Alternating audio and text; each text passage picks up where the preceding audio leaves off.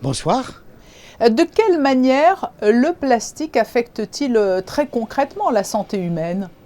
L'étude qui vient de sortir, qui est une étude absolument fantastique, qui a mobilisé une cinquantaine d'auteurs pendant un an, qui a analysé plus de 1500 références, a montré que le plastique agit à tous les niveaux de sa fabrication jusqu'à sa diffusion dans l'environnement. Sa fabrication, la fabrication à partir des sources minérales, sa transformation, son recyclage et sa dispersion dans l'environnement. Toutes ces étapes-là sont possiblement la source de contamination pour l'homme.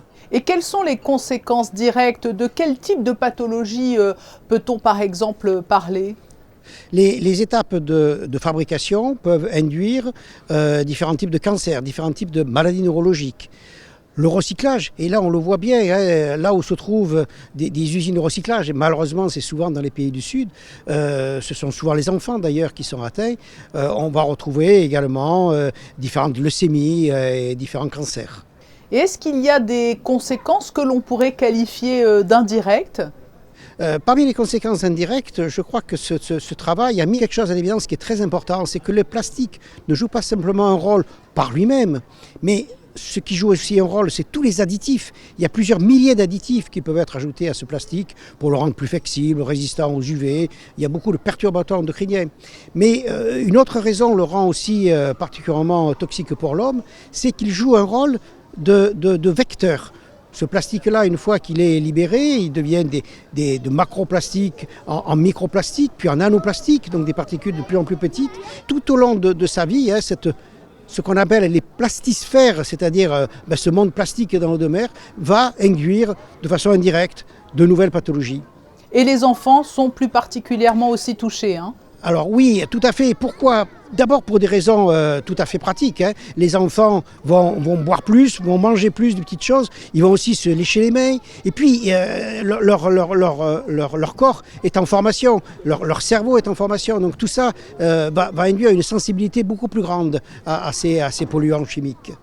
Et fort du résultat de cette étude, quelles sont aujourd'hui les recommandations qui sont formulées? C'est de faire réellement, de prendre en compte un traité du plastique, de limiter le nombre de plastiques.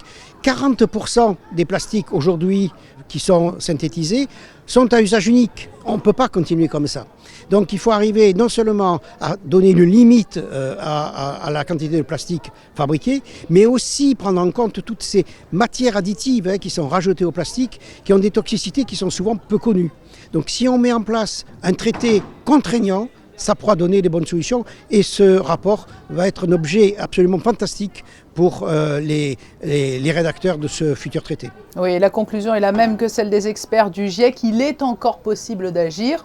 En conclusion, Denis Allemand, cette étude, elle est la parfaite illustration du domaine d'intervention du Centre scientifique de Monaco. C'est vrai qu'il y a quelques années, on parlait du CSM pour ses études et la pertinence de son travail sur les coraux. Mais aujourd'hui, vous avez étendu toutes les facettes de l'action du CSM, bien au-delà, en y associant la santé humaine.